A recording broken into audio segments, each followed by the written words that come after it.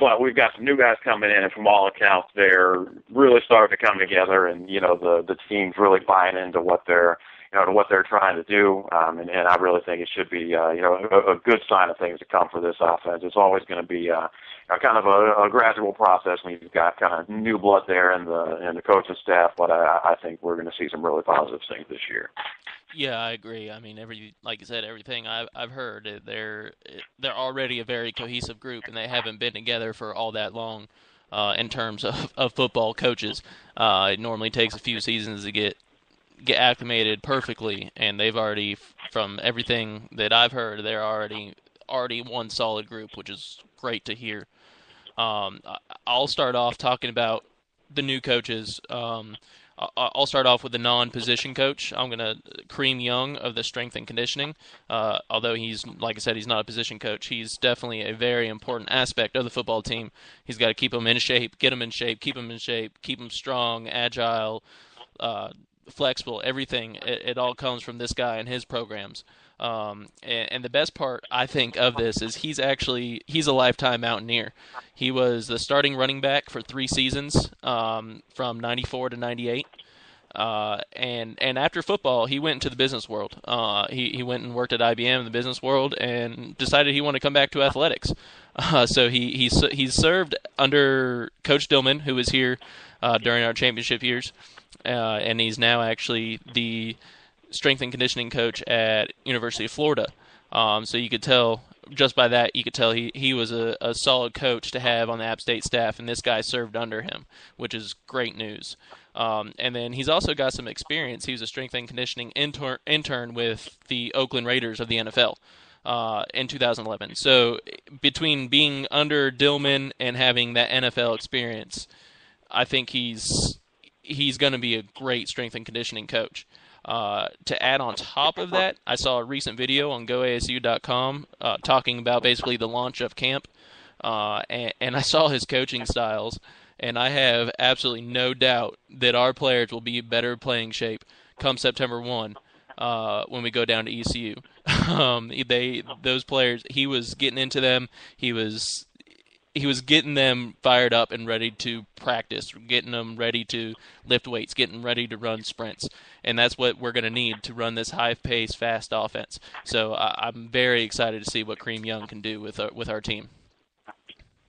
Absolutely. Absolutely. For everything I've seen, both in kind of the videos of his training programs and just comments you've heard from Coach Moore and Coach Satterfield about how, when camp started, they really didn't even have to worry about the conditioning aspect. They're able to come in and just run these guys and get them, kind of get them up to speed and run on that fast-paced offense. So it sounds like, Coach Young has done a great job with these guys. So everything's positive from what we're hearing on him. And another newcomer is on the defensive side of the ball. We've got Brian Brown, who's the cornerbacks coach.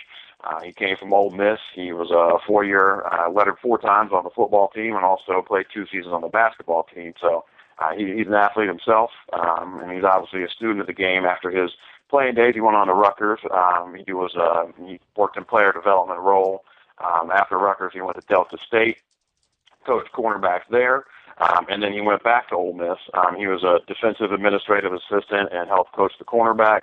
Last season, he was specifically coached the nickelbacks there within the defensive backfield, and now he's got playing experience. He's got a little bit of coaching experience on his belt, and as any coach will tell you, it helps have good stuff to work with. And he's got a preseason first-team All-American and bucket can candidate, and Demetrius Recrea there to kind of hold down that cornerback unit. So he's got somebody else on there that's been around the program for a long time and is sort of a coach on the field as well. So along with having some experience himself, he's played the position at the highest level of college he possibly can in the SEC, and he's got he's got a great great leader there in that unit.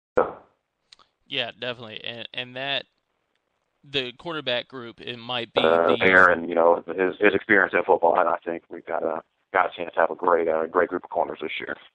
Definitely, and his group, what I'm excited about, that they're, again, very inexperienced and young, but I think that's going to help them because they're all so talented. They're going to fight each other in camp to get that starting nod, and that's just going to make each and every one of them better.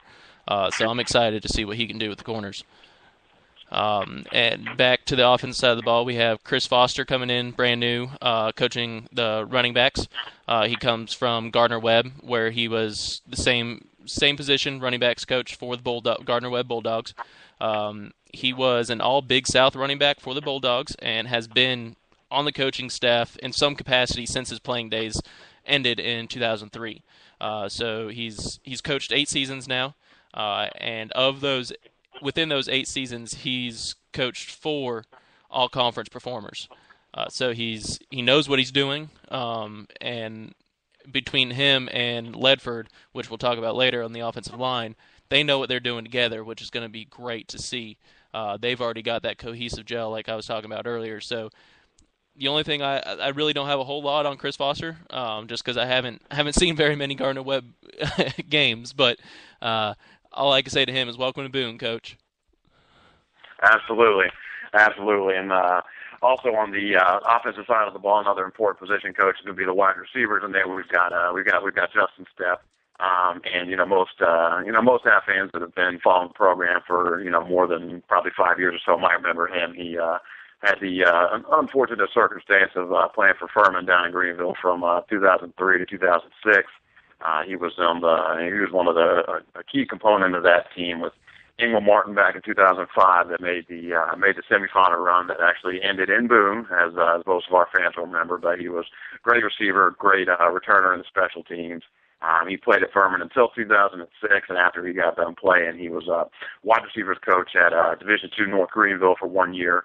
Then was a graduate assistant at Clemson in 2009. He spent 2 years there, helping them with video and working on the offensive side of the ball with the receivers as well as other positions. Didn't have a specific position job, but he was very involved in the Clemson offense, and anybody that watched them play last year knows that they scored a lot of points, and he was worked with a lot of very talented players there at Clemson, and so with with him being up here in Boone, I'm sure he's looking forward to getting that first one at the Rock that he'll be on the right side of, and we're obviously looking forward to having him. I was able to meet him at one of the Yosef Club Spring Tour events. He's a very, very energetic guy, very enthusiastic. He is genuinely happy to be here, and I think that all our receivers are gonna benefit from having a guy that plays the position in this conference coaching them. I'd be happy to be in Boone too if I knew I was going to be on the winning side every week. Staying on the offensive side, we got the tight ends, and while he's not truly a new to the coaching staff, this is his first year back. Last year, back as a position coach. Last year he assisted with the strength and conditioning. He was just an assistant. He wasn't coaching any positions. I'm sure he's helping out here and there, but that was not his title. And this is Nick Cardwell I'm talking about with the tight ends.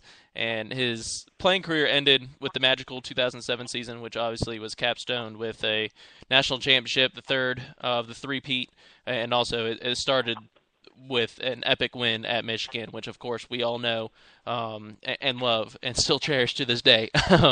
And then in 2008, right after his first year after playing, he was already back coaching, and he was coaching Bed Jordan and Company as the Mountaineers tight end coach. So he's had experience already.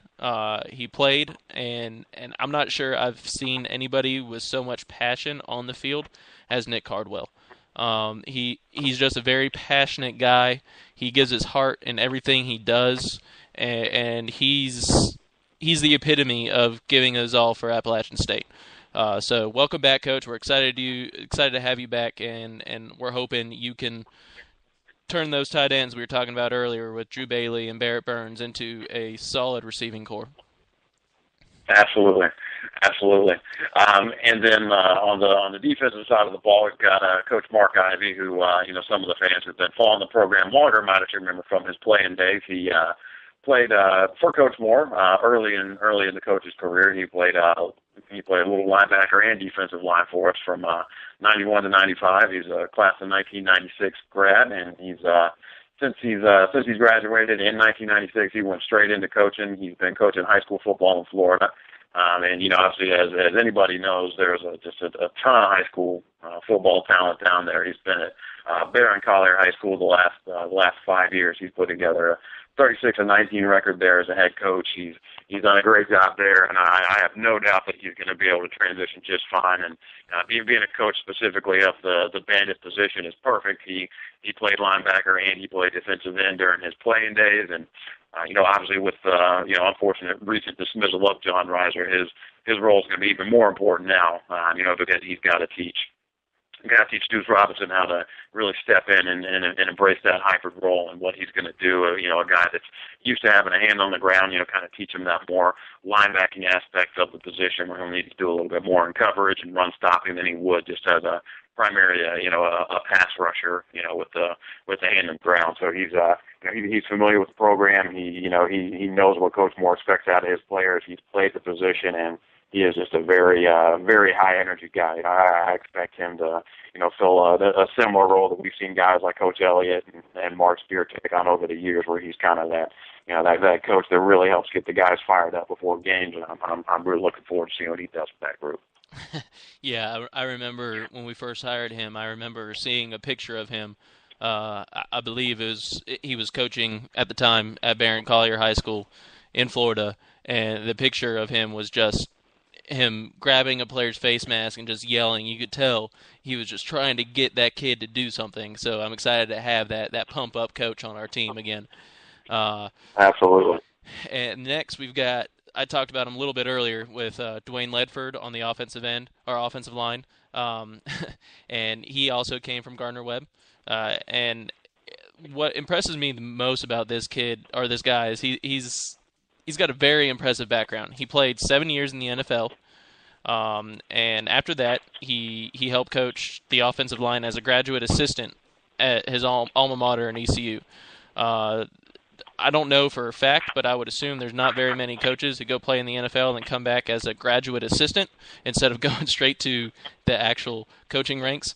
But after that one season at ECU, he was hired on full-time at Tennessee State as the O-line coach. And then after that one season there, he was recruited to go to Gardner-Webb, also as an offensive line coach, and now he's here donning the black and gold, and ready to turn our offensive line into a unit that can open up some holes again. Again, like we talked about earlier, our running game is very important in order to make our offense run, and the first thing that works with that is the offensive line. It has to open up some holes. Without a good offensive line, you can have the best running back, and you're not going to get great results. So offensive line is definitely the most important part of the running game, and I'm excited to have Dwayne Ledford with NFL experience and coaching experience on our staff. Absolutely. I'm very, very high on this guy and what he's going to be able to do for us. Another guy I was able to meet briefly at one of the Ocean Club stops. He is a very impressive guy. He's all business. He has a great football mind, and and another thing along with just the importance of the O-line and the fact that we've kind of struggled there last year. One thing I think that is really going to get these players to buy into it. I mean, I think anyone playing football at this level is going to have to turn around and really respect and listen to anything coming from a guy that played the position he's coaching them at the highest level. I mean, a guy that had a 7-year career in the NFL, he's really going to command respect out of these guys, and they're going to listen to what he has to say, and it's got to be a great position for him to step into as well. It's like what any coach wants. He's got a lot of talent. He just really needs to mold that and get it together. Exactly. Yeah. And with Dwayne Ledford coming back, that leads us, kind of staying there on the offensive team of things too. The big addition of the offseason, all the App fans, myself included, were just thrilled about, and that's Coach Scott Satterfield coming back as the offensive coordinator, quarterbacks coach, and also assistant head coach. The first guy that's ever gotten the assistant head coach under Coach Moore, first offensive coordinator we've had in 10 years. As we all know, he played at App. He was a starter on the Appalachian football team, graduated in, I believe, 1994, and then he left after a brief stop coaching at the high school level. He was a coach at App for 11 years from 1998 to 2008.